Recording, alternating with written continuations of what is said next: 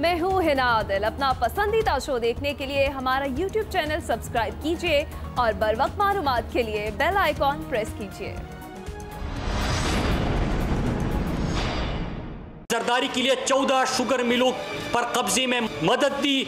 आगे जाके कहते कि मैंने अपने ग्रोह के 15-20 लड़के आसिफ जरदारी के कहने पर बिलावल हाउस भेजे, जिन्होंने बिलावल हाउस की गर्दोनवा में लोगों को हरासा किया और 30-40 के करीब बंगले और फ्लैट जबरदस्ती खाली करवाए, जिनको खरीदने के लिए आसिफ जरदारी ने मालिकान को बहुत कीमत अदा की और उनको हरासा किया। आपके घर की बात हो रही है कि आपकी घर की बुनियादें भी जो है उसमें लोगों का खून शामिल है। अस्सलाम वालेकुम नाज़रीन, आप देख रहे हैं प्रोग्राम एक्सपर्ट्स और आज के पैनल का हिस्सा हैं अयाज खान साहब, लतीफ़ चौधरी साहब, ब्रिगेडियर रिटायर हारिस नवाज साहब, हाफिज़ ताहिर महमूद अशफी साहब, आमिर इलियास राना साहब और फैसल हुसैन साहब। बढ़ेंगे आज के पहले बड़े सवाल की तरफ। सबसे पहले बात करेंगे विफाक और सिंध के दरमियान चपलिश की। तो ख़ास तौर पर उज़ैर बलोच की JIT रिपोर्ट पर इल्ज़ामात का सिलसिला जारी है। इन इल्ज़ामात में आज मरकज़ी मुलजिम उज़ैर बलोच की एंट्री हुई है। इंसदाद दहशतगर्दी में मुलजिम ने यह इंकशाफ किया है कि उसने दफ़ा 164 का कोई इकबाली बयान नहीं दिया, मेरे साथ जालसाजी हो रही है, ये कहा उज़ैर बलोच ने। उज़ैर बलोच के इस बयान ने फिलहाल सिंध और विफाक दोनों को फारिग कर दिया है। और आज बिलावल भुट्टो जरदारी साहब ने कराची में मीडिया टॉक की है। गवर्नमेंट पर वो खूब गर्जे बरसे हैं। JIT रिपोर्ट को बुनियाद बनाकर वज़ीर आज़म पर कुछ नए इल्ज़ामात भी बिलावल भुट्टो जरदारी ने लगाए और कई पुराने इल्ज़ामात भी उन्होंने दोहरा दिए हैं और इमरान खान को जमहूरियत के लिए खतरा करार दिया है। बिलावल की प्रेस कॉन्फ्रेंस के फौरी बाद जाहिर है गवर्नमेंट का भी रद्द अमल आया। मुराद सईद और अली जैदी समेत कई रहनुमा मैदान में आए। इल्ज़ामात के बदले इल्ज़ामात लगाकर हिसाब किताब फौरी चुकता कर दिया। इसी मुनासबत से आज एक्सपर्ट्स के लिए पहला और बड़ा सवाल है कि इल्ज़ाम का जवाब, इल्ज़ाम में फैसला कैसे होगा। अयाज साहब, मैं आपसे आगाज़ करूँगी। सिंध और विफाक के दरमियान इल्ज़ामात की सियासत जारी है, जिस तरह से मैंने इंट्रो भी बताया। अब ये JIT रिपोर्ट समेत अहम इशूज़ पर दोनों तरफ से हाथ लगाए जा रहे हैं। अब ये फैसला कैसे होगा आपके ख्याल में? कौन सी JIT ठीक है, नहीं है? आप उज़ैर बलोच की एंट्री को आप कैसे देखते हैं, उसके बयान को? सबसे पहले तो आज बिलावल मुझे बड़े अच्छे लग रहे थे। क्या मैचिंग उन्होंने मास्क पहना हुआ था और रुमाल के साथ अजरक के उसके कपड़े का, तो ये एक इनोवेशन तो हुई। इमरान खान साहब का मुझे याद आ रहा है कि पहली तस्वीर जब उनकी छपी थी मास्क के साथ तो वो बड़े बरहम हुए थे। और ये सारे लीडर्स हमारे मुसलसल आम और गरीब आदमी की बात कर रहे होते हैं। इतना इनको दर्द होता है कि जी आम और गरीब आदमी के लिए हम पता नहीं क्या क्या कर चुके हैं और क्या क्या हम करने जा रहे हैं। बहरहाल आपने कहा कि जी फैसला कैसे होगा। मेरा ख्याल है हम आप समेत 7 लोग यहाँ बैठे हुए हैं, तो JIT हमारे पे मुश्तमिल एक JIT बन जाए तो शायद हम किसी नतीजे पे पहुँच जाएँ, वरना तो कोई चक्कर नहीं है। इल्ज़ाम दर इल्ज़ाम, एक तरफ से इल्ज़ाम दूसरी तरफ से इल्ज़ाम, उसका फ़ायदा ये होता है कि वो फैसला नहीं होना होता। क्योंकि फैसला होना हो तो वो एक सिस्टम के तहत होता है। JITs बनती ही इसीलिए हैं। बहरहाल उज़ैर बलोच ने आज बड़ा अच्छा किया, वो उन्होंने उससे मुनहरफ हो गए। उन्होंने कहा जी मैं तो हल्फन कहता हूँ कोई कत्ल ही नहीं किया। Very good. अब बहुत से लोगों का इसमें फ़ायदा हो जाएगा। उज़ैर बलोच साहब के चूँकि ब्रैकेट हो रहे थे बहुत से लोग उनके साथ, और कुछ लोगों का नाम आ रहा था कि जी वो हुकूमत के इत्तेहादी हैं। एक तो सबसे पहले उनका फ़ायदा होगा, और दूसरा जाहिर है मुलजिम ने अपने आप को बचाना तो होता है किसी स्टेज पे। जैसे जज साहब ने कहा भी कि भाई उस बयान से आप यहाँ मुकरे हैं, इस बयान से आप जाके हाई कोर्ट में मुकर जाएंगे, वहाँ कोई और बयान आप दे देंगे। तो ये सिलसिला चलता रहता है, रौनक लगी भी है। अगर ये ना हो, इल्ज़ाम दर इल्ज़ाम ना हो, तो हम यहाँ बैठे क्या करें? हमें भी तो कुछ चाहिए होता है ना मवाद उसके लिए बात करने के लिए। तो बस इतना ही है जी। आमिर साहब देखें, हम तो पहले से कह रहे थे कि ये शुगर मेला जो अली जैदी ने शुरू किया है ये इनके गले ज़रूर पड़ेगा, क्योंकि JIT कानूनी तौर पे दुरुस्त नहीं थी। अब आज जो बात हुई कि 164A का जो CRPC एक्ट 1972 में के तहत मजिस्ट्रेट के सामने बयान होना था, तो वो भी तमाम शरीक मुल्ज़मान के साथ होना चाहिए था। वो मुकर गए या जो भी हैसियत थी। अब आपको मैं बताऊँ, इसहाक डार जब 99 में मुशर्रफ साहब ने इक़्तिदार संभाला और वो चीफ़ एग्जेक्टिव बने तो हर बंदे को पकड़ा। तो मेरी डार साहब से बात हुई थी जब ये वज़ीर थे अब, कि ये कैसे हुआ था जो आपका बयान मार्केट करते रहे बाबर अवान। उन्होंने हमेशा जर्नलिस्टों को दिया, पीपल्स पार्टी के दौर की बात कर रहा हूँ कि जी ये देखें इसहाक डार साहब ने ना इकबाली बयान दिया, लिख के दिया। उन्होंने कहा भाई मैंने नवाज शरीफ से टेलीफोन पे बात की थी कराची, जब वो जेल में थे, तो जब वो अदालत में जा रहे थे तो मेरी बात हुई। उन्होंने कहा कि इनसे मार खाने की, इनके साथ बदतमीज़ी या बहस में जाने की जरूरत नहीं, ये जो कह रहे हैं दे दो, जब अदालत में जाओगे तो सच बता देना। तो इसहाक डार पे बहुत सियासत हुई, वो ज़मानत पे भी आए, केस भी ख़त्म हो गया। तो इस तरह के मुल्ज़िमान के बयानात हमेशा ही ऐसे होते हैं जिनको सियासत के लिए इस्तेमाल किया जाए। हम पहले दिन से ये बात कह रहे थे कि ये सियासत हो रही है, और जब आप जिस बंदे के ऊपर इतने इल्ज़ामात लगा रहे हैं, आज अली ज़ैदी साहब कहाँ खड़े हैं, वो जो दरवाजे पे पैकेट आया या कहाँ से आया, ये अब उनको साबित वैसे करना चाहिए। अब चीफ जस्टिस को नोटिस लेना चाहिए कि एक वफाकी वजीर किस हैसियत में सुप्रीम कोर्ट के चीफ जस्टिस को कह रहा था कि सुओ मोटो नोटिस लें, जिसकी बुनियाद खोखली थी। आज उज़ैर बलोच ने जीरो कर दिया उसे, क्योंकि अदालत में तो वो आज पेश हुआ ना, वो सच्चा है या झूठा है। फैसल भाई बिल्कुल सच कहते हैं कि कराची में हर कत्ल का, होने वाले का और तैयारी का पता होता है लोगों को, और वो सारे पाकिस्तान में पता होता था कौन कैसे करता था। अल्ताफ हुसैन के ज़माने में टीवी, रेडियो, अखबार पे बात नहीं होती थी, टीवी तो थे ही नहीं इतने ताकतवर उस वक्त, और अखबारात में वो छपने नहीं देते थे कोई चीज़। तो यही काम ये उज़ैर बलोच साहब दूसरी पार्टी से कर रहे होते थे, ज़रूर करते होंगे, लेकिन जब आपने सज़ा दिलवानी है और सर पीटना है तो अदालत में जाके सबूत फराम करना है। और उज़ैर बलोच को ये तैयार करना था कि जनाब अदालत में भी जाके मानो कि ये जो कहानी आपके नाम पे, अब ये कहानी हो गई है, चाहे ये हकायक ही हो, लेकिन अब ये कहानी हो गई अदालत में जाके। तो अब अली ज़ैदी साहब किसके खिलाफ सुओ मोटो कराएंगे, या वफाकी वजीर के तौर पे बहतान लगाने में वो फंसेंगे, कैसे होगा काम, ये बहरहाल जवाब देना होगा। ठीक जी, फैसल साहब। अच्छा देखिए, ये जो उज़ैर बलोच साहब जो अपने उन्होंने इकबाली बयान से जो मुनहरिफ हुए हैं, ये कोई अनोखी बात नहीं है। ये मुल्ज़िमान की जो है वो एक मामूल की प्रैक्टिस होती है कि जो वो मजिस्ट्रेट के सामने 164 का जो बयान देते हैं, उसके बाद जो है वो मुनहरिफ हो जाते हैं। ये एक जब उन पर चार्ज फ्रेम किया जाता है, तो इसमें तो कोई बहरहाल ख़ास बात नहीं है कि मुनहरिफ होना ही। अगर आप जितने भी इस तरह के केसेस हैं उनकी अगर आप हेयरिंग उठा लें तो आपको बिल्कुल इस तरह के वाक़यात का तसलसल मिलेगा। अच्छा, इस जो JIT है उस पर जो डिबेट है, जो जंग है, वो किस मामले पर है? उज़ैर बलोच के गैंगस्टर होने पर पीपल्स पार्टी को भी कोई एतराज़ नहीं है, उस पर कोई वो इख्तलाफ नहीं कर रही। तहरीक इंसाफ भी जो है उस पर कोई इख्तलाफ नहीं, दोनों इस बात पर जो है मुत्तफ़िक़ हैं उज़ैर बलोच जो है वो गैंगस्टर था। एक बात इस पे दोनों फरीक़ैन मुत्तफ़िक़ हैं। इनको एतराज़ इस बात पे है कि पीपल्स पार्टी की लीडरशिप से उज़ैर बलोच के ताल्लुकात थे या नहीं थे। पीपल्स पार्टी कहती है कि हमारे ताल्लुकात नहीं थे, और तहरीक इंसाफ कहती है कि पीपल्स पार्टी के ताल्लुकात थे। लेकिन तहरीक इंसाफ जो अपनी जो बात करती है, लेकिन जब वो जुल्फ़िकार मिर्ज़ा को इस मामले से बचाने की कोशिश करती है तो तहरीक इंसाफ का जो पूरा केस है वो बिल्कुल ज़ीरो पर आकर जो है वो खड़ा हो जाता है। क्योंकि जुल्फ़िकार मिर्ज़ा वो थे जो ये कराची अमन कमेटी या ये गैंगस्टर जो थे, इनको बोलते थे ये हमारे बच्चे हैं, ये गैर नहीं हमारे बच्चे हैं, इनको मैंने असले के लाइसेंस दिए हैं, और ये असला इनको मैंने दिया है कत्ल करने के लिए, और ये कत्ल इन्होंने करना है महाजरों का। ये कहते थे, कोई ढकी छुपी बात नहीं है, वो प्रेस कॉन्फ्रेंस में टीवी में कहते थे कि महाजरों का इन्होंने कत्ल करना, इसलिए मैंने इनको लाइसेंस दिए हैं तो ताकि लोगों को मारें, और जब ये फायरिंग करेंगे दर्जनों लोग मरेंगे। ये बात वो प्रेस कॉन्फ्रेंस में टीवी में कहते थे। इसमें किस JIT की जरूरत है, किस इन्वेस्टिगेशन की जरूरत है? आप जुल्फ़िकार मिर्ज़ा के खिलाफ कार्रवाई क्यों नहीं करते? कराची की दहशतगर्दी में जो है वो सियासी जमातों की जो की इन्वॉल्वमेंट है वो कोई ढकी छुपी बात तो नहीं है। अगर आप ये इल्ज़ाम सिर्फ MQM पर है और MQM की लीडरशिप के खिलाफ आपने कार्रवाई की कि वो दहशतगर्दी में मुलव्विस थी,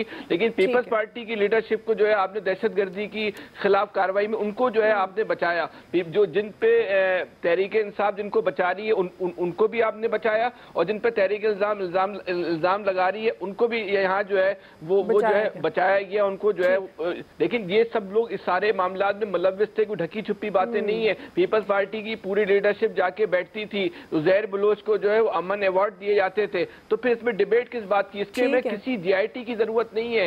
ये कराची के 2 करोड़ लोगों की आंखें तमाम चीजों की जो है वो गवाह है। ये अगर आप JIT बनाए कि लियाकत अली खान का जो कत्ल हुआ था वो तभी मौत मरे थे या कत्ल हुआ था, भाई इसमें किसी JIT की जरूरत थोड़ी, सबके सामने गोली मारी गई थी। इसी तरह तक पीपल्स पार्टी की क़यादत की उज़ैर बलोच को सपोर्ट हासिल थी या नहीं थी, इसमें किसी किस्म की जो है वो JIT की किसी किस्म की तफ्तीश की जरूरत नहीं है। सबके सामने उनको खुल्ला जो है पीपल्स पार्टी की लीडरशिप सपोर्ट कर रही थी। आज भी पीपल्स पार्टी के रहनुमा ये बात कह रहे हैं कि उज़ैर बलोच को जो दहशतगर्दी की हिदायत है वो होम डिपार्टमेंट से मिलती थी। ये कोई उनका मुखालिफ नहीं कह रहा। पीपल्स पार्टी के लीडर आज भी लियारी के जो लीडर है वो ये बात कर रहे हैं। बहरहाल अब ये इम्तिहान है कानून नाफिज करने वालों का, ये मेरिट देखना पड़ेगा कि वो इन लोगों के खिलाफ कार्रवाई करते हैं या नहीं करते। अब ये इम्तिहान कानून नाफिज करने वाले इदारों का है, करनी पड़ेगी। इन मुकदमात में इन लोगों को मुलव्विस करना पड़ेगा, FIR में लोगों के नाम लाने पड़ेंगे। क्योंकि अगर आप एक आखिरी बात, आज जिस तरह ये कराची में अमन कायम हुआ है,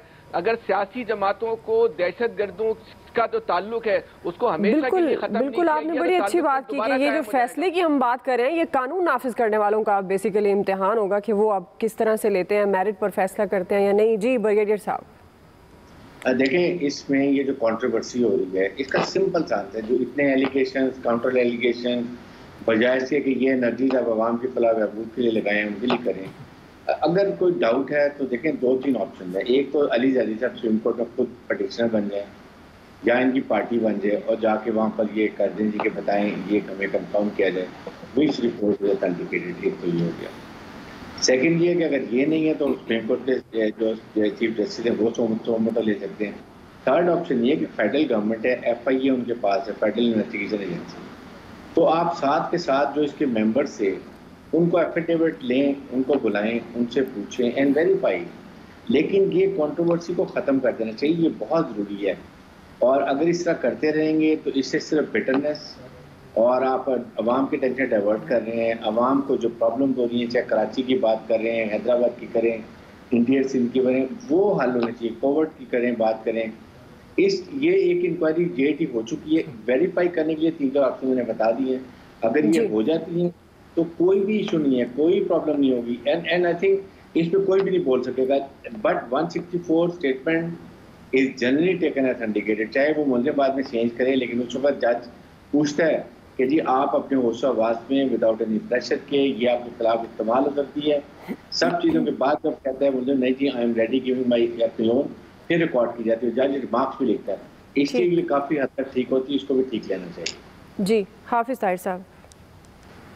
बिस्मिल्लाहिर्रहमानिर्रहीम नहमदुहु व नुसल्ली व नुसल्लिमु अला रसूलिहिल करीम। देखें, बात ये है कि अभी तो ये बोल रहे हैं ना, फिर जब उज़ैर बलोच बोलेगा तो पता नहीं क्या कुछ सामने आएगा। तो बड़े अफसोस की बात है, हालात क्या हैं, मुल्क किस तरफ जा रहा है और ये क्या खेल रहे हैं। लेकिन इस सारे खेल में एक बात तो वाज़े हो गई कि हमारी बड़ी सियासी क़ुव्वतें जो हैं, हमारे जो लीडरान हैं, वो इस तरह के लोगों को इस्तेमाल तो करते हैं। अगर मैं ये कहूँ कि हम जनाब JIT जो सिंध वाली है उसे भी सच मान लेते हैं और जो JIT मरकज़ वाली है उसे भी सच मान लेते हैं और जो हबीब जान बलोच कह रहा है वो भी सच मान लें, तो फिर मुझे बताएं इसमें बचा कौन है। अब अगर इस वाकई किस पर एतमाद करेंगे। लेकिन क्या ये मुमकिन है कि एक ऐसी JIT भी बने कि जो ये सारे इल्ज़ामात आ रहे हैं और लगाने वाले मोतबर हैं अपने ओहदों और मनसब के हवाले से, तो इन सब से तहकीक करे कि भाई ये है क्या, ये तमाशा क्या है। ठीक। और इस तमाशे में आप सिर्फ ये नहीं कर रहे कि आप एक दूसरे पे गंद उछाल रहे हैं, बल्कि आप जो आपके सलामती के और आपके इन्वेस्टिगेशन के इदारे हैं, आप उनको भी मुतनाज़ बना रहे हैं, आप उनके ऊपर भी उंगलियां उठा रहे हैं और करने वाले दोनों हुकूमत में हैं, कोई हिज़्ब इख्तिलाफ में नहीं है। सही। और ज़ुबानें भी जो इस्तेमाल हो रही हैं, क्या कहने हैं, ये तो हमारे गली मोहल्लों में इस्तेमाल नहीं होती, जो वज़रा इस्तेमाल कर रहे हैं। तो मेरा ख्याल है कि चीफ जस्टिस साहब को अगर वो मुनासिब समझें तो एक वजीर ऑक्सफोर्ड से थोड़ी आए, JIT ऐसी भी बनवानी चाहिए कि जिस पर एतमाद भी हो जाए। ठीक है। अब तो ये बात ये है कि जिसके हक में हो वो कहता है ठीक है, जिसके हक में ना हो वो कहता है दुरुस्त ठीक नहीं है। लेकिन ये हमारी ये रियलिटी है, ये हकीकत को कोई इनकार नहीं कर सकता कि हर दौर में हर सियासी जमात ने हर हुकूमत ने ऐसे लोगों को इस्तेमाल किया है, ऐसे लोगों को साथ रखा है। वो कलअदम तंजीमों की सूरत में भी थे, वो इस सूरत में भी हैं, और जब ये फारिग हो जाते हैं या इन पे प्रेशर आता है फिर बरातों का ऐलान करते हैं।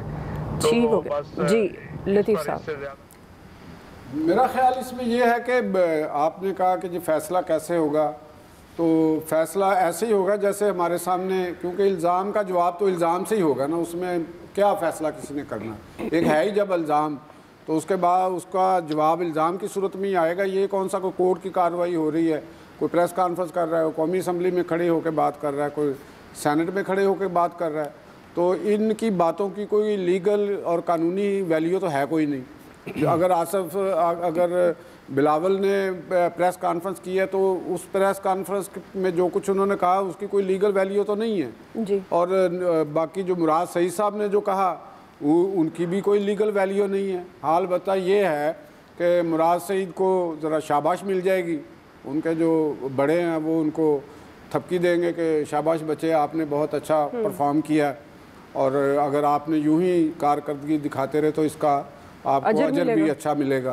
तो वो मुराद सईद जैसे लोग जो है जिनको कभी बेचारों को ना वो कभी MNA बने तो कहाँ मिनिस्ट्री उन्होंने के नसीब में थी, अब वो मिनिस्टर बन गए, फिर उनको बोलने की भी एक खुली छूट देगी। उनकी तो वो पांचों घी में और सर कढ़ाई में हो गया ना, तो वो जो मर्जी कहते रहे। इसी तरह जो वो सेनेटर फैसल बनाए हैं और उनसे वो भी एक बुकरात नया हमारे सामने एक आया है। तो बस मसला ये है कि जब जिन लोगों के पीछे कोई पॉलिटिकल लिगेसी ना हो, उनकी पॉलिटिकल तरबियत ना हो, उनको सिर्फ इस मकसद के लिए रखा गया हो कि आप, यानी वो एक स्पीकर हैं, उन्होंने बस बोलते रहना है, चाहे वो गलत बोल रहे हैं सही बोल रहे हैं, तो कोई लॉजिक है, इल्मी बात है नहीं है, उनका ये कोई मसला नहीं है। तो इसी तरह अगर आप उज़ैर बलोच का मामला ले लें, उज़ैर बलोच के ऊपर तो कानूनी कार्रवाई होगी तो तभी होगा ना। अब ये एक बिल्कुल वाज़ेह हकीकत है। हमारे ग्रुप एडिटर हुआ, अल्लाह ताला उनको गरी के रहमत करे, अब्बास अतर साहब थे, तो जब ज़ियाउल हक आया तो उनको गिरफ़्तार कर लिया गया। तो वो बताते हैं, अयाज साहब भी उसके गवाह हैं, कि उनको गिरफ़्तार करके शाही किला लाहौर में ले जाने लगे ना, तो उन्होंने वो उनसे कहा, उन पंजाबी बोलते थे वो, उन्होंने कहा कि यार तुसी इंज करो, मैनू ए किले दे ले जाके ना अल्लाह दी मेहरबानी एक करना कि मैनू मारना ना, बाकी मेरे को जो दिल करदा जे ना लिखवा लो। अगर तुसी कहो ना कि लियाकत अली खान का कतल भी मैं किया है तो मैं उहदे ते लिख दांगा, बस मैनू मारना नहीं, बस इक्को दफ़ा फांसी ला के मेरी जान छुड़ा दे, रोज़ रोज़ वाला काम नहीं होना। तो ये एक हकीकत होती है बात कि जब पुलिस तफ्तीश के अंदर या किसी और एजेंसी की तफ्तीश के सामने या इवन मजिस्ट्रेट के सामने भी आप बयान देते हैं और मुलज़म मुकर जाता है, तो फिर जो इन्वेस्टिगेटिव अदारे होते हैं उनके पास कंक्रीट सबूत होने चाहिए, ताकि वो अगर मुकर भी रहा है तो वो मुकर ना सके। तो जब आपके पास सबूत ही ना हो और आपका भी मकसद महज वक्ती तौर पे किसी को गंदा करना हो, तो फिर तो यही होगा कि बस सारे बरी हो जाएंगे और ये सारे देखिएगा इसी तरह ये बरी हो जाएंगे और हम लोग इसी तनख्वाह पे काम करते रहेंगे, कोई मसला नहीं। जी आमिर साहब, बस वो ये कि एक फिक्रा रह गया था कि जज साहब ने जो आज उज़ैर बलोच से मुकालमा किया ना, वो सीधी सीधी कहानी है कि मेरी भी इस मुकदमे से जान छुड़ाओ और इसका ट्रायल कहीं और जाके कराओ। सही, ठीक हो गया जी। सवाल हमारा कि इल्ज़ाम का जवाब इल्ज़ाम में, ज़ाहिर है आपने एक्सपर्ट्स की राय जानी है। ये सियासी एटीट्यूड है जिस तरह जो हमारे मुल्क में आप देख रहे हैं, एक तरफ बहुत सारे मसाइल हैं, दूसरी तरफ ये JIT का मामला है जो बहुत सारे दिनों से, और ये फैसला नहीं हो पा रहा JIT ठीक है या नहीं है, जो JIT में लिखा है वो भी दुरुस्त हो सकता है या नहीं। एक्सपर्ट्स की राय आप जान चुके हैं। ब्रेक लेते हैं, ब्रेक के बाद हम वापस आएंगे। आज का हमारा दूसरा बड़ा सवाल कराची से मुतल्लिक होगा। हम सवाल रखेंगे कि इलेक्ट्रिक कराची को बिजली फराहम करने में नाकाम क्यों है। राय लेते हैं ब्रेक के बाद। वो कराची के अवाम के खून चूस रहे हैं। लॉकडाउन से लेके आज तक डबल बिलिंग, ट्रिपल बिलिंग, ऊपर से इलेक्ट्रिसिटी नहीं आ रहा, और अब जो सिलसिला पहले हमारे देहातों में होता था अब हमारा कैपिटल में हो गया। ये क्या है, नाइंसाफी है कि कराची में बिजली आती नहीं और बनी गाला से बिजली जाती नहीं। मैं और आप नाइंसाफी कर रहे होंगे पाकिस्तान के अवाम के साथ अगर हम इस किस्म के स्कैंडल्स को छुपाते रहेंगे। हुकूमती दावों के बावजूद शहर कायद में लोड शेडिंग खत्म नहीं हो सकी। अब भी कई इलाकों में लोड शेडिंग जारी है। इससे पहले के इलेक्ट्रिक ने मामला गवर्नमेंट पर डालने की कोशिश की, जिस पर प्राइम मिनिस्टर साहब ने नोटिस भी लिया। 11 जनवरी को इमरान इस्माइल और असद उमर की के इलेक्ट्रिक इंतजामिया से एक मीटिंग भी हुई। लोड शेडिंग खत्म करने का दावा भी किया गया, फिर भी कराची के आवाम को बिजली न मिल सकी। अब वजारत तवानाई का एक ताज़ा बयान आया जिसमें उन्होंने बताया कि फर्नेस ऑयल और गैस की फराहमी का कोई मसला नहीं है। के इलेक्ट्रिक का तरसीली निज़ाम बोसीदा है और कई सालों से अपग्रेड नहीं किया गया, इसलिए ये निज़ाम इजाफी बोझ बर्दाश्त नहीं कर सकता। और इस कशमकश में बिलावल भुट्टो साहब का भी बयान आया और इल्ज़ाम लगाया कि वज़ीर आज़म ज़ाती मफाद के लिए के इलेक्ट्रिक को छूट दे रहे हैं। फैसल साहब, मैं आपसे आगाज़ करूँगी। ये ज़ाती मफाद के लिए बिलावल भुट्टो साहब ने कहा है कि के इलेक्ट्रिक का जो मालिक है वो इमरान खान की ATM है, जबकि वजारत तवानाई का ये बयान आया कि ईंधन का मसला नहीं है, के इलेक्ट्रिक का सिस्टम कमज़ोर है। आप समझते हैं कि ये सिस्टम कमज़ोर है, इस बात में वजन है या इस पर भी सियासत हो रही है, या ATM है इमरान खान साहब के इलेक्ट्रिक के मालिक? अच्छा, एक बहुत आपको मैं आसान लफ्ज़ में बताऊं, कराची जो है ना, कराची का जो कंट्रोल है ना वो माफियाओं के हाथ में। कराची मुकम्मल तौर पे जो है ना माफिया कंट्रोल करते हैं। ये के इलेक्ट्रिक भी शहर की है ना, गुंडे बदमाश हैं शहर के, इनके आगे आप कोई बात नहीं कर सकता। जैसे वो कहते हैं कि आरिफ नकवी साहब के इमरान खान से करीबी ताल्लुकात हैं, इनके हर हुकूमत से करीबी ताल्लुकात हैं। पीपल्स पार्टी के दौर में इनके आसिफ ज़रदारी साहब से इतने करीबी ताल्लुकात थे कि ये कहा जाने लगा था कि आसिफ ज़रदारी साहब की इन्वेस्टमेंट है अबराज में, के इलेक्ट्रिक में उनकी इन्वेस्टमेंट है। यही ताल्लुकात इनके जो है मियां साहब की फैमिली से भी थे, यही ताल्लुकात जो है इनके इमरान खान की फैमिली से। जो माफियाओं का स्टाइल होता है, के इलेक्ट्रिक भी उसी तरह जो है अपने मामलात को चलाती है कि जो पार्टी फंडिंग के नाम पे आप पाकिस्तान में और ख़ास तौर पे कराची में बड़े से बड़ा आप जराइम कर लें, फिर आपसे कोई पूछने वाला नहीं होता। 2.5 करोड़ लोगों को जो है एक ऐसी तजारती इदारे के हवाले कर दिया गया है जो कहता है कि मेरे हर हुकूमत से करीबी ताल्लुकात हैं, उनको पार्टी फंडिंग करता है। उसके बाद वो शहर का जो है वो कुली जो है वो मालिक है, वो यहाँ बिजली दे ना दे उससे आप पूछ नहीं सकते कि भाई तुमने जब एग्रीमेंट किया था, तुम्हें जहाँ ये सिस्टम मिला था, इसमें आपने मजीद कितने जो है मजीद इसमें इन्वेस्टमेंट की, आपने अपनी कितनी इसमें ना बिजली डाली, आप उससे सवाल नहीं कर सकते। वो जिस घर में जितना चाहे बिल बना के भेज दे, वो बिल आपने पे करना ही करना है, वो बिल दोबारा सही नहीं हो सकता। यानी कि जिन लोगों की तनख्वाहें 15,000 रुपए एक कमरे में रहने वाले हैं, उनके 25-30 हजार रुपए के बिल आते हैं, लेकिन उस बिल को सही करने वाला शहर के अंदर कोई है नहीं। जो गुंडागर्दी की अगर बदतरीन मिसालें अगर आपने देखनी है तो आए और कराची के अंदर देखें, के इलेक्ट्रिक की बदमाशी देखें, इन बदमाशों से कोई पूछने वाला नहीं है। सारी सियासी जमातें ये जो अभी 2-4 दिन की जो मूवमेंट देख रही है, ये भी अवामी दबाव का एक रिएक्शन है। ये सब अदाकारी कर रहे हैं, चाहे पीपल्स पार्टी हो, MKM हो, मुस्लिम लीग हो, तहरीक इंसाफ हो, ये सब अदाकारी कर रहे हैं। ये सब के सब जो है ये जो अबराज है, ये के इलेक्ट्रिक की जो प्राइवेट मैनेजमेंट है, इसके के इलेक्ट्रिक एक माफिया है जो खा रहा है, और बड़े अगर ज्यादा बिल भी आते हैं कराची के लोगों को कोई सुनने वाला नहीं है। ये इदारा इस तरह से माफिया की सूरत में काम कर रहा है। जी आमिर साहब। पीपल्स पार्टी का दुख लोड शेडिंग पे इसलिए बहुत गहरा है कि इनके जो वफाकी वजीर बने थे और फिर बाद में वजीर आज़म बने राजा परवेज़ अशरफ, उन्होंने एक डेट दे दी थी 31 दिसंबर की, और वो इनको 3 सूबों से साफ कर गई, सारा सब कुछ करने के बावजूद। तो बिलावल जो आज कह रहे हैं ना कि पहले देहातों में सूरत हाल होती थी, वो कैपिटल में हुई, तो ये 5 साल हुकूमत में रहे, इन्होंने तो वैसे ही सारा सत्यानाश करके गए थे जो नवाज शरीफ ने आके लोड शेडिंग का खात्मा किया और सारा कुछ सेट करके गए।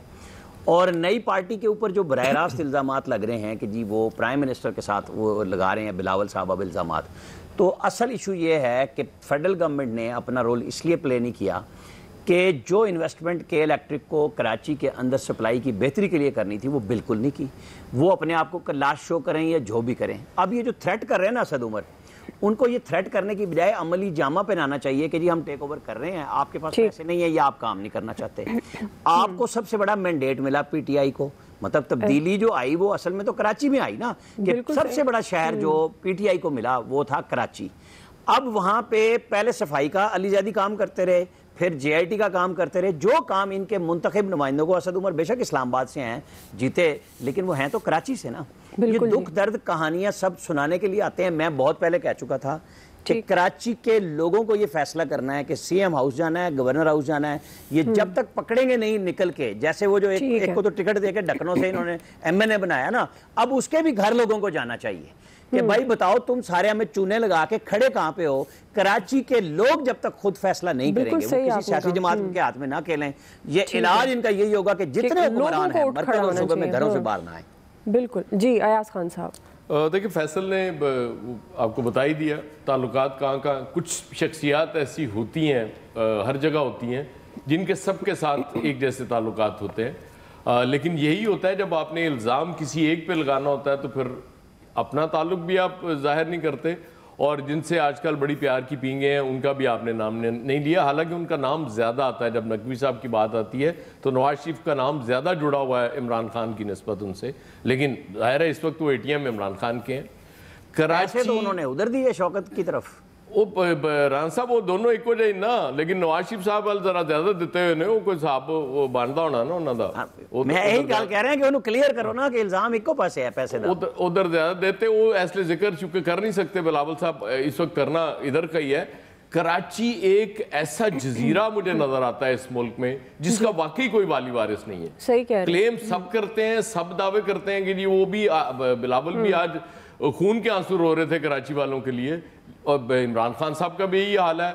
लेकिन करेगा कोई कुछ नहीं कराची के लिए, क्योंकि इस सिस्टम में कुछ नहीं होने वाला। आप चिल करें जी। लतीफ़ चौधरी साहब, मेरा ख्याल इसमें यह है कि बहुत सी बातें तो की जा सकती हैं, लेकिन एक बात जो मुझे नज़र आ रही है वो कराची शहर जो है वो एक 2-2.5 करोड़ बल्कि 3 करोड़ आबादी का तो ये शहर हो गया। हर शहर की एक नेचुरल कुदरत की तरफ से भी एक उसकी कैपेसिटी होती है, उसको बर्दाश्त कर सकते हैं। इसी तरह लाहौर में जैसे फैसल भाई ने कहा कि जी वो सारा माफिया है और बिजली का बिल का मामला है, तो ये सेम लाहौर में भी है। थोड़ी सी आंधी चलती है, आप भी इसकी गवाह होंगी, आंधी चले, हल्के हवा आए, बारिश हो तो लाइट चली जाती है। इधर भी यही हाल है। बिजली का बिल अगर ठीक कराना सबसे मुश्किल काम है। अगर किसी के ताल्लुकात है तो वो तो चलो जाके कुछ मामला कर लेगा, तो लेकिन ताल्लुकात नहीं है तो वो बिजली का बिल आपको देना पड़ेगा, चाहे ज़्यादा है चाहे कम है, वो कोई नहीं। और एक दिन का मार्जिन दे देते हैं कि जी अगले दिन जाके जमा करवाएं। तो ये एक जिसको हम कह लें कि एक रियासती इदारों की माफिया जिसका नाम रख ले या बदमाशी कह ले, जो भी कह ले वो कर रहे हैं। और एक मिसाल इसकी ये आपको दे दूं, जो बिजली चोरी का कल्चर है, मुझे मरूफ कालम नवीस और या मकबूल जान ने खुद बताया कि वो जब कोयटा में थे तो वो एक सरहद के करीबी एक इलाके में गए, तो वहाँ से ग्रिड स्टेशन से जो तारें थी वो अफगानिस्तान में जा रही थी। तो कहता मैंने पूछा वहाँ जो मुतलका एसडीओ थे या जो भी थे कि ये क्या हो रहा है, उसने कहा ये बिजली अफगानिस्तान में सप्लाई हो रही है। यानी वो बिल वहाँ जब लोगों का हमारा बिल वो अफगानिस्तान को फ्री बिजली फराहम कर रहे थे। तो ये तो इस मुल्क में होता है जी। हाफिज ताहिर साहब, कराची वालों का भी हाल बुरा है और वो बेचारे जिस तरह रो रहे हैं, लेकिन पंजाब के जो इलाके हैं बड़े शहरी इलाके छोड़ दें, उनका हाल भी कोई इतना अच्छा नहीं है। इसका हाल तो इल्ज़ाम तराशी नहीं है। और बिलावल भुट्टो साहब जो कह रहे हैं कि जी इनका मालिक जो है वो खान साहब के हवाले से, उसको क्योंकि उसका जिक्र पहले भी आया है किसी जगह, तो कोई भी हो अगर अवाम का ये हाल होगा तो अवाम अब बाहर निकलेंगी। कराची के लोगों का जो हाल है वो आज नहीं तो कल बाहर निकलेंगे, फिर उन्हें कौन संभालेगा। तो अब हर काम ही हम कहेंगे चीफ जस्टिस करवाएं या आर्मी चीफ करवाएं, तो फिर ये वोट लेके आने वाले जो हैं इनका क्या करें। बहरहाल कराची का मसला हल होना चाहिए और काश को ये भी बताए कि इसमें कराची वाले जो अजाब में या बाकी ये जितने भी बिजली के मंसूबे हैं इनमें, बिल्कुल आप सही कह रहे हैं कि लोगों को खुद उठ खड़े होना चाहिए, इसके अलावा हल नहीं है कराची के मसाइल का। ब्रिगेडियर साहब देखें, दुआ बात ये है, आई वेरी ब्रीफ, इनकी कैपेसिटी जो है वो के इलेक्ट्रिक की वो है 650 से 700 मेगावाट, वो ये ले रहे हैं। अभी फेडरल के गवर्नमेंट ने जो इनकी कैबिनेट कमेटी फॉर एनर्जी है, असद उमर ने होल्ड की थी, 300 मेगावाट इनको और एलोकेट किया। दे डोंट हैव कैपेसिटी तो उनको ग्रिड से टच कर सकें, इसलिए ये बैठे हुए। इसमें टोटल के इलेक्टेड और साथ हमारे सारे पॉलिटिशियन जो इसमें इन्वॉल्व हैं, they are to be blamed. और बहुत ही अनफेयर है जिस तरीके से हम कराची के लोगों को ट्रीट करें। और उसके वजह ये है कि एक कंपनी की जब मोनोपोली हो जाती है ना, तो वो जो मर्जी करे, यू आर हेल्पलेस। तो व्हाई कुड वी हैव कि इतने बड़े कराची के लिए 2-3 कंपनियां इलेक्ट्रिक के लेके आते और वो कंपटीशन में होती, देखते ही कितना सिस्टम ठीक हो जाता। एक तो ये हमें हम नहीं कर सके हैं, और साथ ही साथ उसके बाद कराची में बारिश होती है, इधर लाइट चली गई तो पूरे गटर और पानी तालाब बन गए, लोगों को करंट लगने शुरू हो गए। ये अवाम अपने नुमाइंदों को किस लिए चुनते हैं? दैट इज द इशू ख्याल में कराची का है, और इस पे सब मिल को बैठ के पॉलिसी और अवाम बिल्कुल आप ये जो कराची जिन नुमाइंदों को चुनती है उन पर ये सवालिया निशान है कि वो कर क्या रहे हैं कि कराची में इतने ज़्यादा मसाइल हैं। राय आप जान चुके हैं एक्सपर्ट्स की। ब्रेक लेते हैं, ब्रेक के बाद वापस आएंगे। तीसरा बड़ा सवाल हम रख रहे हैं कि कश्मीरियों को इंसाफ कब मिलेगा, और राय लेंगे ब्रेक के बाद।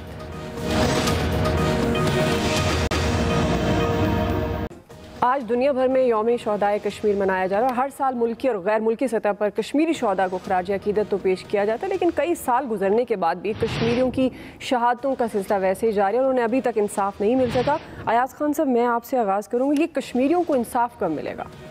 हमसे तो उम्मीद ना रखें मुसलमानों से, सच्ची बात है। और ट्वीट्स पे ज़ाहिर है कभी इंसाफ मिला नहीं करता। मुझे यकीन है कि कश्मीरियों को जब भी इंसाफ मिलेगा या आज़ादी मिले, किसी गैर मुस्लिम की मुदाखलत से मिलेगी, हम इस काबिल नहीं हैं। जी लतीफ़ साहब, मेरा ख्याल ये है कि हम तो यही कर सकते हैं कि वो लिख के दुकान पे लगा दें कि कश्मीर की आज़ादी तक उधार बंद है। ठीक, तो हमारे वज़ीर आज़म हमने जिनको मैंडेट दिया है वो कुछ करें, किसी इलाके पे छोटे पे कब्जा करें, तो तभी मिलेगी। वैसे तो बातों से तो कुछ भी नहीं होगा। जी ब्रिगेडियर साहब, देखें ये Pakistan will have to do something extra. जो कुछ अभी तक हमने किया है कश्मीरी से ज़्यादा डिजर्व करते हैं। ठीक, इसको आई थिंक 1931 से लेके आज तक वो शहादतें दे रहे हैं। They're looking towards Pakistan. Pakistan have to do an extra and we must do it. ठीक, जी आमिर साहब। जी आमिर साहब, बस फिर पहले धूप में खड़ा करने का ऐलान किया था, अब साथ कान पकड़वाने का भी कर दें, क्योंकि इसके अलावा तो हम कुछ कर नहीं सकते। सुबह से ट्वीट पे ट्वीट इस तरह बना रहे हैं यौम यकजहती कश्मीर, जैसे पिछले साल 5 अगस्त से लेके अब तक ये सोए नहीं थे। कश्मीर को इतना अक़वाम मुत्तहिदा से लेके और पूरी दुनिया में जगाया, सोए पड़े हुए हैं ट्वीट पे ट्वीट। बस हमारा काम ये है। ठीक, जी फैसल साहब। कश्मीरियों को खुद ही करना पड़ेगा, हम पे तो अब इंतजार ना करें। हम लोग तो सिर्फ ये टीवी के प्रोग्राम कर सकते हैं, अखबारी बयान दे सकते हैं, जैसे आमिर साहब कह रहे हैं धूप में खड़े हो सकते हैं। अमली तौर पे तो कश्मीरियों को खुद ही जो है अपने इलाके में गोरिल्ला जंग शुरू करनी पड़ेगी। जी हाफिज ताहिर साहब। जी हाफिज ताहिर साहब, हिंदू बनिए से और इसराइली दरिंदों से कश्मीरियों और फ़लस्तीनियों का मुकद्दर बनेगी। अल्लाह ताला से दुआ है कि अल्लाह ताला इन मजलूमों की मदद करे, और जहाँ तक इंसानों की बात है तो ये बेहिसी और बेबसी जो है अल्लाह ताला इससे हमें निकाले। और शुहदाए कश्मीर को सलाम, उन माओं बहनों बेटियों को सलाम जो इस आज़ादी की जद्दोजहद में सुबह शाम मसरूफ़ हैं। बिल्कुल जी, आप दुरुस्त कह रहे हैं, मकबूजा कश्मीर की आज़ादी का दिन दूर नहीं। वज़ीर आज़म इमरान खान का ये कहना था। बहरहाल हमारा सवाल था कि कश्मीरियों को इंसाफ करेगा। राय आप जान चुके हैं एक्सपर्ट्स की। आज के एक्सपर्ट से इतना ही। फीडबैक दीजिएगा। ख्याल रखिए। अल्लाह हाफ़िज़। मैं हूँ हिना आदिल। अपना पसंदीदा शो देखने के लिए हमारा YouTube चैनल सब्सक्राइब कीजिए और बर वक्त मालूमात के लिए बेल आइकॉन प्रेस कीजिए।